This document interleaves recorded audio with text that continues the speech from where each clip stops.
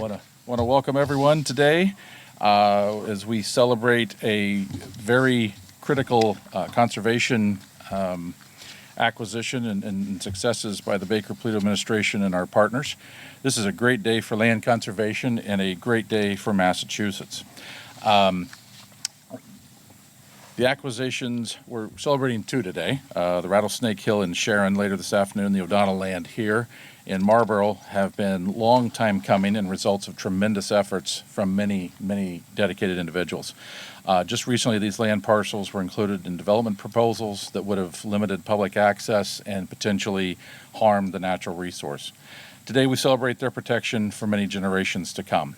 These land acquisitions are no small drop in the bucket. Together, they represent 350 acres of land, 80 years of effort, and $11.5 million in investments.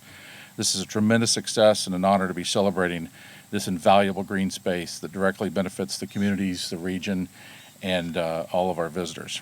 Expanding access to outdoor recreation opportunities is vitally important and a key part of the efforts to encourage everyone to take a break from the daily grind and enjoy the natural resources around them. And now, with the support of the partners, visitors have new frontiers to explore, which we all know is important while encouraging healthy, active lifestyles. Today, you'll hear from Executive Office of Energy and Environmental Affairs Secretary Katie Theoharides about the importance of land conservation and the uniqueness of Rattlesnake Hill and the O'Donnell land. Before I introduce the Secretary, I'd like to give a special thank you to DCR's land acquisition team, Jennifer Howard and Christine Berry, who were here. As the Commonwealth's conservation agency, it's DCR's mission to partner with municipalities, land trusts, and other environmental organizations to protect vital open spaces. In the last 2 years, our agency has invested approximately $8 million in the protection of over 3,200 acres of land, including the O'Donnell land and Rattlesnake Hill. This investment leveraged approximately $5 million in partner contributions, grants, and gifts, which helped conserve these lands. And all of this was made possible by the hard work and dedication of individuals in the DCR's land acquisition team, and your efforts are certainly appreciated and do not go unnoticed. Finally, I'd like to thank everyone for being here. We'll start the program. I'd like to introduce and welcome EEA Secretary Theoharides.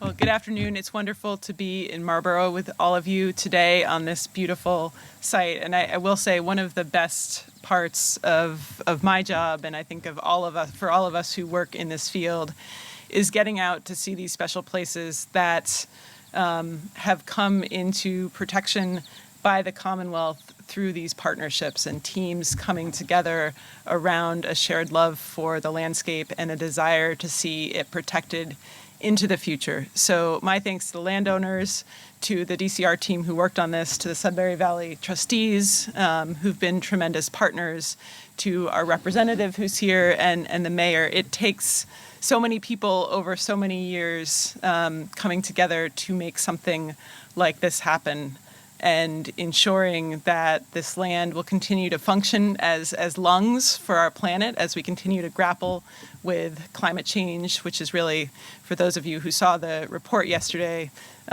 certainly not surprising news, but this is a challenge as we go forward, and conserving land is an important piece of the Baker-Polito administration's approach to tackling climate change, not just from the standpoint of reducing greenhouse gas emissions, but also from the standpoint of creating a more resilient landscape, a landscape that can basically absorb the floodwaters that we've seen and the heavy rainfall, a landscape that can protect wildlife and plant species that are so vital to our landscape here in New England, and a place where people can come and seek relief on hot days as well. Something we've seen throughout the pandemic is the real return to nature, and more people wanting to get out and enjoy a walk in the woods, and enjoy a chance to be outside with family and friends, away from the house, away from the computer screens,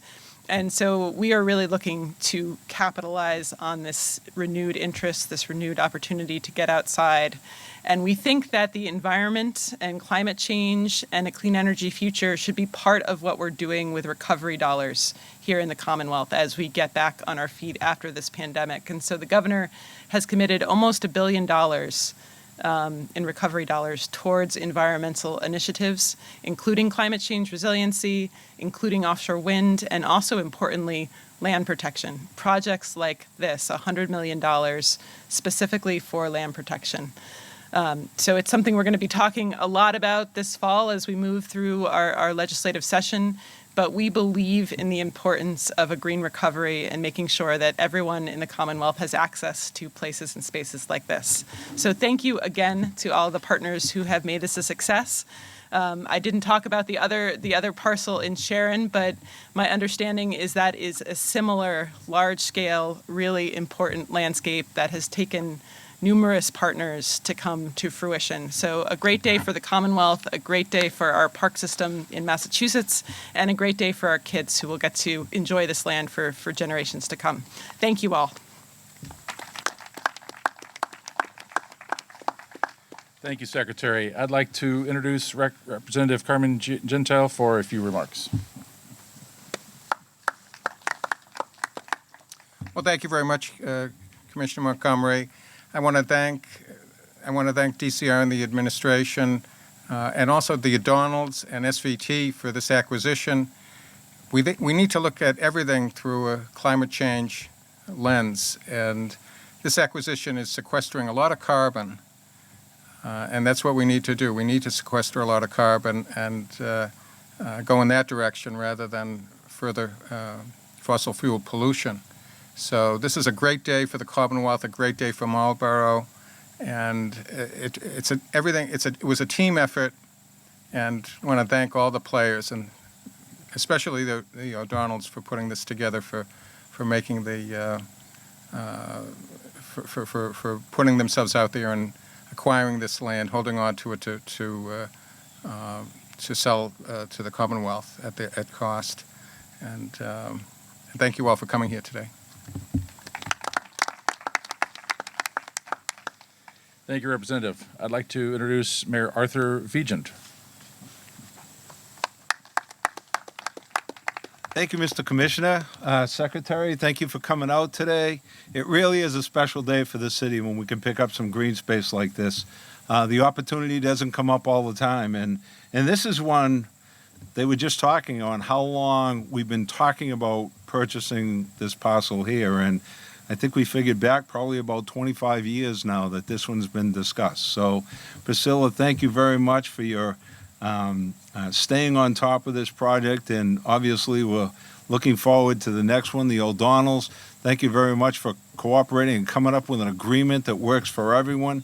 The City Council, who supported the transfer request that I had down, just everyone in the city that put the efforts together to make this work. Sudbury Valley trustees for stepping up and being partners with DCR and us. It really is a great opportunity for us to purchase the green space, and sometimes it takes a little while. So we're really happy about this one, and again, thank all that participated and had a hand in securing this for the future of the city of Marlborough. So thank you very much. Thank you, Mr. Mayor. I'd like to introduce the Sudbury Valley Trustees Executive Director, Lisa Verngard.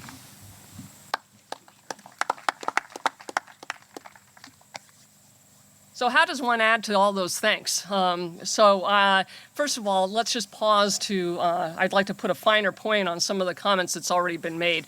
Land protection these days is complicated, and I was talking with some of the key architects of this project. Krista Collins, who's on Sudbury Valley Trustees team, has led several land protection staff in guiding this. Christine Berry, Jennifer Howard from DCR, Priscilla Ryder, of course, from the city of Marlborough. And, you know, these are the people who have been in this, making this project. And I think we guesstimated 22 years.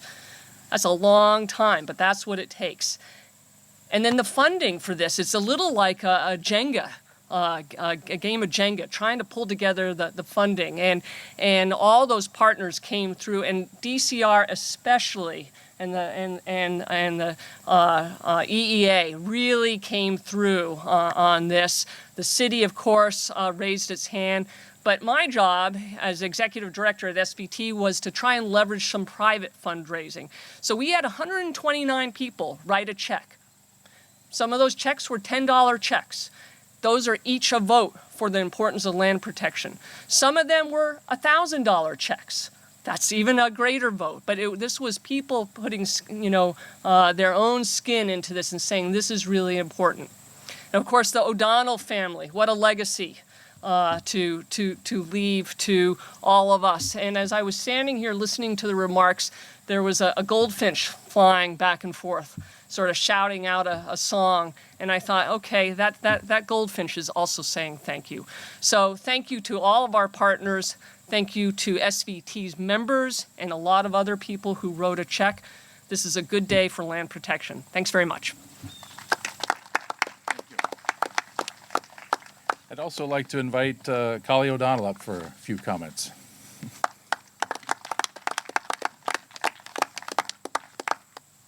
So I just wanted to give you a little history about this main farm, Spring Hill Farm, and do a little show and tell.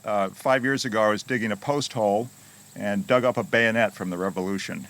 And this is a French-made design, so it clearly was a colonist bayonet.